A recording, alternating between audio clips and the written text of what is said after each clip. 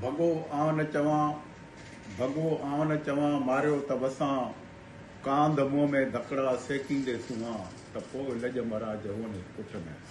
दोस्तों, हिन वक़्तु मुल्क जे अंदरि 28 तरमीम जो चर्चो पियो हले, हर माण्हू हुन ते ॻाल्हाए पियो।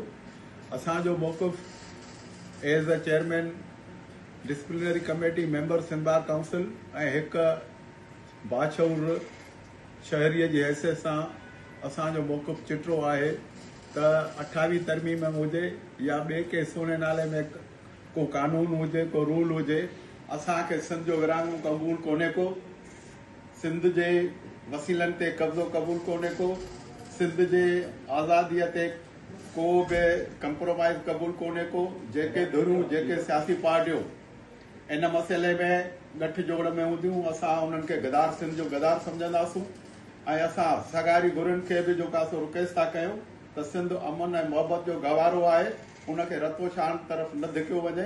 सिंध जो माण्हू कफन ॿधी निरड़ सां जेका सो निकिरंदो ऐं तव्हांखे उहो जवाबु मिलंदो, तव्हां सॼी 47-72 साल में अहिड़ो न ॾिठो हूंदो। त महिरबानी करे सिंध खे विरहाइण जूं साज़िशूं बंदि कयूं वञनि, सिंध जे वसीलनि ते कब्ज़ा करण जूं साज़िशूं बंदि कयूं वञनि, सिंध जी उजागर ऐं आज़ादी जी जेका राह आहे उन में रुकावटूं बंदि कयूं वञनि। जे न त नतीजा इहे निकिरंदा त सिंध धरती बि जेका सो कंहिं बि दायरे खे हिते क़बूल न कंदी ऐं कंहिं बि आका खे, कंहिं बि जेका सो जाबिर, कंहिं बि डिक्टेटर खे क़बूल न कंदी। महिरबानी तव्हांजी।